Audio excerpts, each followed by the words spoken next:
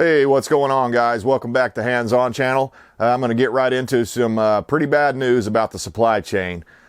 Americans are absolutely horrified by empty shelves from coast to coast. So it's like a Soviet store, this one shopper said. Americans are absolutely horrified by empty shelves from coast to coast.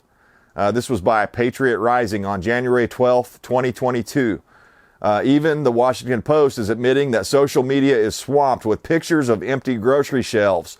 The Biden administration promised to resolve our supply chain problems, but they just keep getting worse. When Fox News asked one grocery shopper about the empty shelves, he delivered a chilling response that many of us will not forget anytime soon.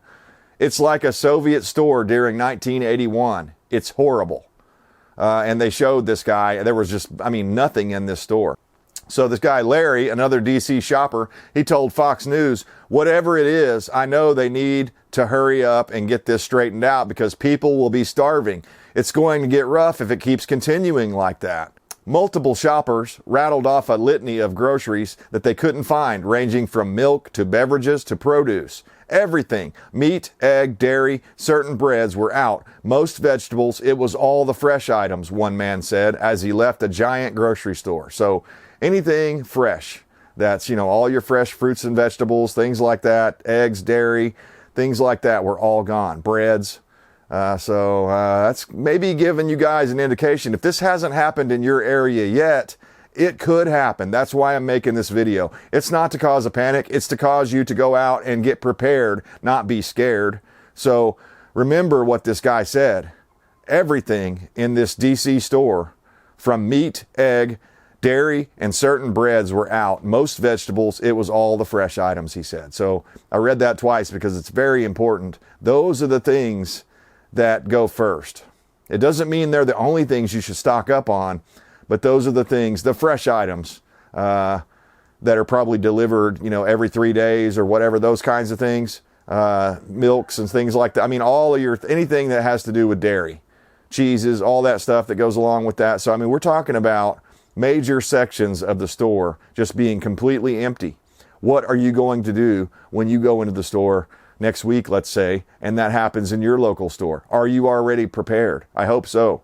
Do you have other things that you could buy at the store, and replace these things? So it says here in the article, grocery store shelves across America are wiped clean, and they're staying empty as stores struggle to quickly restock everyday necessities such as milk, bread, meat, canned soups, and cleaning products. So there you go. There's your list of things that you need to be on the lookout for and you need to be stockpiled on if you want to have those things. So let's get on to the next story here.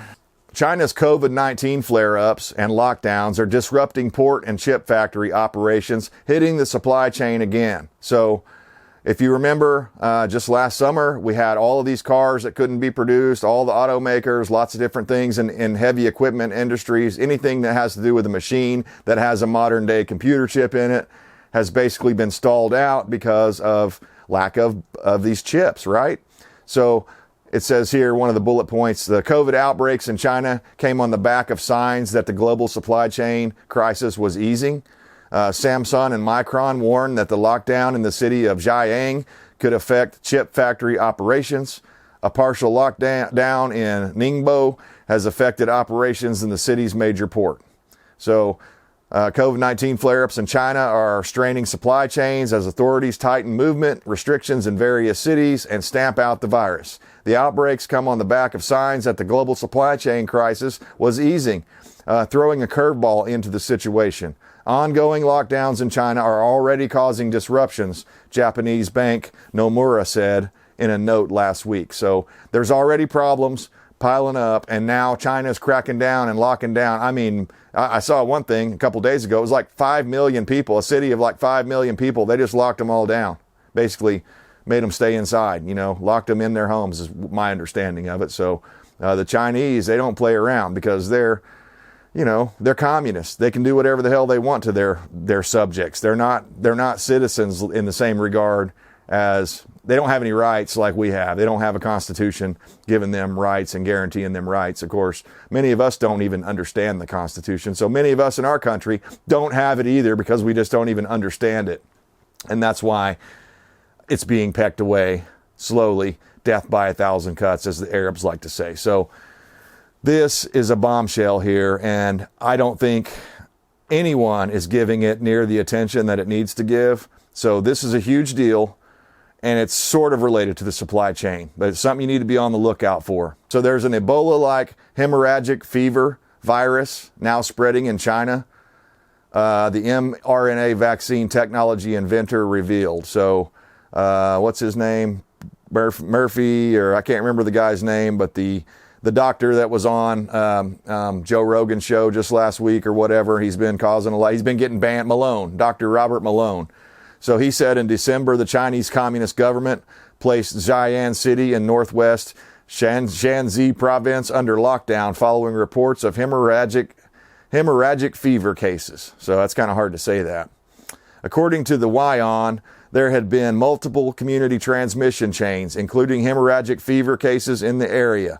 China's state-run Global Times described it as a grim and complicated epidemic situation. The disease was also described as sharing similarity in early stage symptoms with COVID-19. But, I went and looked up like the normal signs that you have Ebola on like the CDC's website or something. And it was basically all the same stuff as if you like had a common cold. So you might get like a sore throat, scratchy throat, coughing, fever, that sort of thing. So yes, it's like the early signs of COVID-19 because the symptoms are similar. So that's really no surprise. But what happens is with Ebola, based on my research, is it's a big range. It can be as low as 25% fatality or as high as 90% fatality, depending on the strain, depending on the health of the population.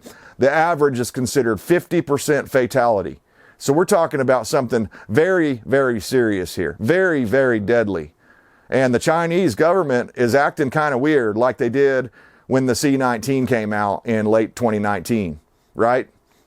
If you guys remember that, I mean, the Chinese government was acting pretty weird about that, and they were trying to cover it up and make it seem like, oh, it's not that big a deal. Well, then later on, it infects the entire world, of course. So I fear that could happen. This could happen. This, Ebola-like disease could get out of China. It could easily get into one of the shipping containers or, because the way Ebola transmit is not like the coronavirus. Coronavirus is supposedly airborne, but Ebola is from touch.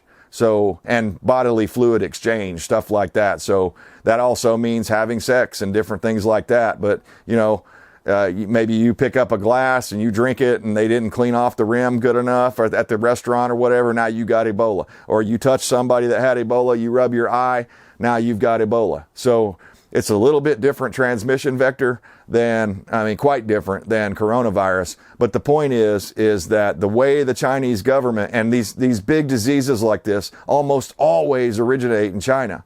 Doesn't that make you scratch your head and go, hey, what's going on here in China? What's going on here at the Wuhan lab? What's going on? Where did this come from? Did it just originate from nature? It's possible. Most of the other Ebola-like hemorrhagic fever viruses have, come from bats and other animals like that. People, eating those things and not cooking them thoroughly or something like that. Or maybe it's when you're touching them, when you're cleaning them. So there's a lot of different ways you can get it apparently, and it can transmit from humans or from animals into humans. So it's a lot more believable than that the COVID-19 just appeared from some pangolin or from some bat at a wet market, right? So this actually could have come from nature, but it also could have come from a lab. We don't really know. And China is not open about this sort of stuff. So it's a big deal. Ebola, 50% death rate. I mean, what was the worst coronavirus death rate? Like 0.2% or something like that? Not very high compared to Ebola, a serious disease. And yet, where's our mainstream media on this? The only person I've heard talk about it is Dr. Robert Malone. So you might want to go and read that story. I believe that was over on, I got that story off Christianity Daily, and it was written by Olivia Cavallero on January 11th. So kind of a big deal. You might want to pay attention to that, Ebola, and how to prevent, protect yourself from getting that sort of thing. So hopefully it doesn't come here, obviously, but But they reported many experts, including Dr. Malone, are worried that the disease is spreading in China. It's an Ebola-like hemorrhagic fever virus that the communist government is hiding the true nature of the disease from the public and from the global community, just like that time in reference to COVID-19, just like last time. They are using language that this is a hemorrhagic fever, and that if that's the case, it would be very odd that this would be something caused by the coronavirus, Dr. Robert Malone explained. That terminology is usually used for viruses in the family of Ebola. So this is something different coming out of China. It may be nothing. I'm not saying you should get worried about this. I'm just saying, watch out. This could be the next thing. And I also did some more research, and just FYI, Bill Gates was talking about Ebola pretty heavy back in like 2014, 2015. So, I mean, I'm not a conspiracy theorist, but, when Bill Gates says something and then it happens 3 or 4 years later, I mean, I don't know. Maybe just another unrelated coincidence, just like all these soccer players dropping dead. I'm sure that's just another unrelated coincidence. So on to the next story here. Empty grocery store shelves return as sick employees and supply chains collide. So this is from the MSN. And you got to take this. I only put this in here because the MSN is 100% blaming this on the Omicron variant. And they're saying this is because all these people are calling in. But they're leaving out a whole bunch of other stuff that's not politically expedient for their guy, Joe Biden. So they say shares of Albertsons and Kroger and Walmart fell on Tuesday as investors worried that Omicron-fueled worker shortages and supply chain delays would hurt major grocers. Albertsons CEO Vivek Sankaran said that on earnings call that the latest spike in COVID cases had delayed the recovery to more typical levels. Omicron variant has exacerbated worker shortages in nearly every industry from airlines to restaurants. So we talked about in the last video Biden's unconstitutional vaccine mandate and how the Supreme Court had ruled against that and ruled against OSHA's mandate specifically for private businesses. But that didn't stop a lot of these private businesses from firing people beforehand for not having the vaccination. So that being said, possibly, I'm just saying this could be part of the reason why we're having these supply chain shortages is because, and part of the reason why there's not as many workers now is because a lot of them were fired. A lot of good workers that were proven that already had all the training, they were fired. So, I mean, MSM is sitting here trying to blame it 100% on the Omicron. And that's what they do. So the reason I wanted to illustrate this particular article was to show you that that is what they do and how they do it. They always talk about, oh yeah, there's a real problem, but they'll blame it on something that's like maybe partially true. There may be some truth to that, more people are out sick right now. I'll give them that. But they're leaving out the fact that a lot of these companies have fired thousands and thousands of people because they refuse to get the vaccine. So, and it's not even a vaccine. So let's be real. All right. Next up on the list here, there is a massive trucker shortage causing supply chain disruptions and high inflation. And I wanted to mention this. I was talking on the phone to a trucker buddy of mine the other day. Sometimes when he's out driving or whatever, he'll call me up and we'll have a good chat while he's on the road. And he was telling me, no, it's not really about the trucker shortage or trucks breaking down or any of that stuff that's causing the backlogs of like out on the coast where all these shipping containers are still sitting out off the coast of California. It's not about that. He was telling me it's the frames that they use, the trailers, for lack of a better word. He called them frames, but it's the frames that they use to put the containers on. So apparently they're it's not just a regular flatbed was what he was telling me. It's a special deal that's made, a special trailer that's made to haul, multiple shipping containers on. And they get on there and they lock down or whatever. So they're specific to that industry, from picking up containers at the port and bringing them back inland and distributing the goods, right? Well, what he was telling me is because there's such a shortage on these frames that what they're having to do is pull the containers out off the boats, because they can't just leave them on the boats forever. They've got to pull them off the boats and bring them in on land somewhere, set the container down, and then pull a standard box truck type, the normal semi trailers that you normally see up and down the road. They pull one of those and they have to unload the container and physically unload it and put the stuff in the box truck type trailer, and so they can deliver it throughout the United States. That's the real slowdown, is what he was telling me, is that, it's adding hours and hours and hours of physical man labor to unload these trailers and load them into a different truck where they can distribute this stuff. That's the bottleneck. So according to him, and he's in the industry. So maybe we ought to look at that. Aside here, I don't actually have this written down, but there was a massive story. I've seen a couple of stories on the fact that you can't get a U-Haul truck in the state of California. People are leaving California in such high numbers that you can't even go rent a U-Haul truck to get out of there now. You better know somebody that has a trailer they'll sell you or something like that, because you're not going to rent a U-Haul truck more than likely, at least not anytime soon. There is an exodus going on blue states. People are wanting to get out away from that stuff. And if you're still in one and you're remotely sane, I advise you to get out. Get into a red state. Get into a place where they're not going to tax you to death. But these things are actually starting to work themselves out. There is such a mass exodus from places like California that they're going to lose a lot of their voting bloc. They may lose House seats and stuff like that over the deal. They're going to lose political power because they're losing people. And also their economy is going into the crapper, because these leftist policies never work. They always say, oh, well, it'll be different this time, just like communism, right? But it never works. So here's another one you want to keep on your radar. Lumber prices are looking like a repeat of 2021 as housing demand remains red hot and supply chain disruptions persist. So if you want to build anything out of wood, I feel sorry for you, because it's probably going to cost you about 3 or 4 more times than what it would have cost you pre-pandemic.